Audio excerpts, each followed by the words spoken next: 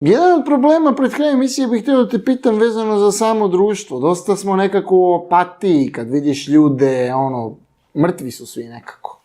Pa moraju da promene dilera, očigledno.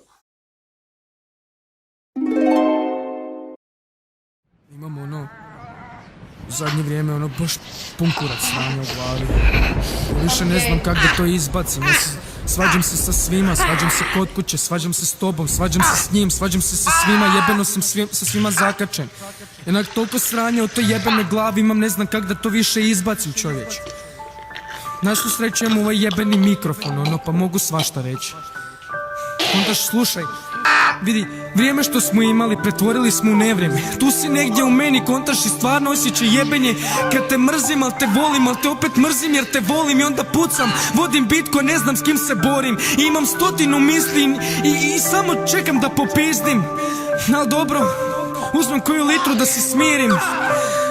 Al željenog mira nema, da bar postoji gumb koji pritisne mi srca nemam. Otišla si iz života, zaš nisi iz duše?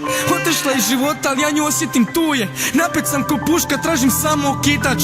A bojim se kad pukne, ne znam kog ću naciljat. A znam da ne mogu birat, sranje se samo dogodi. I ko zakurac pucam u osobu koja želi pomoći. U trenutku sve se polomi, umrem iznutra. A ti čak i da nisi emotivac i ti odeš u kurac. Jer ljudi imaju manu, u njima postoji duša. A ta duša treba drugu da bi živjela ljubav. Al neke duše nisu zrele, neke duše nisu spremne. Pa u dušama punim ljubavi ostave strah i trepet. I onda te duše poput moje grade zidove ogromne i visoke. Izgube se ključevi vrata tih zidova. I to ubije ono malo duše što ima u nama.